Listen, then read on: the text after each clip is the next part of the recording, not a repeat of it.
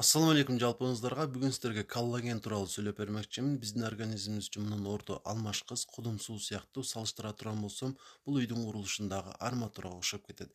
Денебиздин көпчүлүк бөлүгүн ээлеген органдарыбыз, сөк, булчуң, тери жана кан тамырларыбыз ушунун таасиринде өзүнүн бекемдигин сактап турат. Ошол себептен эгер коллаген жетишсиз боло турган болсо, бизде албетте өтө начар өзгөрүүлөр боло баштайт. Андыктан аны сөзсүз түрдө күн сайын толуктап турууга аракет кылышыбыз керек. Эң кызык жери коллагенди сырттан алуу мүмкүн эмес. Анткени коллагенди биздин организмибиз өзү пайда кылат. Ошол себептен кайсы бир адам сизге коллаген ичүүнү сунуштаса жана ал өзүнүн продуктусу болсо, эч качан аны алышыңыздын кереги жок. Ошондой эле косметикалык каражаттар дагы коллагенге бай болсо, жана аны териге сүйкөсөңүз дагы коллагендин пайдасын эч качан сезбейсиз. Организмиңиз аны сезбейт. Анткени коллагенди сырттан таасир эткени менен териге эч кандай пайдасы жок. Албетте колдонууга эч кандай чектөө жок. Колдонгонуңуз менен пайдасын деле көрбөйсүз. Ошо катары иче турган ошол синтетикалык бат түрүндөгү коллагенден дагы эч кандай пайда жок. Андыктан анын көбүрөөк организмибизде пайда болушуна гана биз таасир эте алабыз. Кантип мен сиздерге азыр 2 түрдүү витамин жана 3 түрдүү микроэлементти санап өтөм.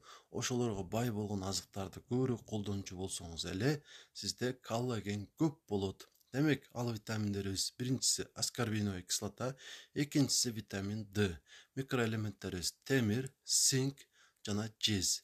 Ушул 5 түрдүү нерсени азыктардан күн сайын толуктап турайлы, биздин коллагенибиз көбөйгөндөн көбөйөт. Демек, биринчи кезекте аскорбиновая кислотага бай болгон 2 азыкты санап өтөйүн. Бири жер жемиштерден, бири мөмөлөрдөн. Демек, жер жемиштерден бул болгар калемпири.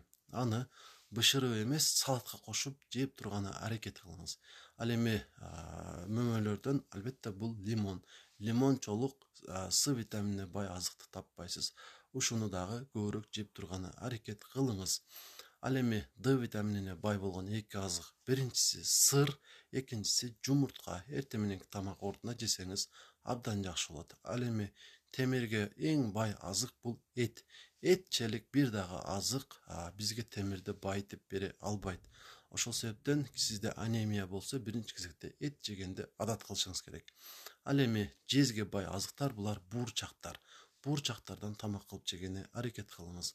Анан акыркысы цинкке бай азыктар бул бардык жаңгактар. Кайсынысы болсо дагы жаңгактарды дагы рационуңузга киргизип жеп турганы аракет кылыңыз.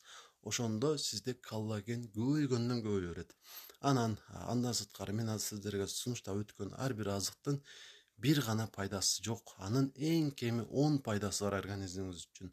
Албетте, ошол пайдалардын баарын көрөсүз, мезгил менен аларды рацион катары колдонуп жеп турсаңыздар. Андыктан ушул сунушту болушунча аткарганы аракет кылыңыздар. Маалыматты башкалар менен дагы бөлүшүп койсоңуздар, сөзсүз түрдө пайдалуу болот алар үчүн дагы.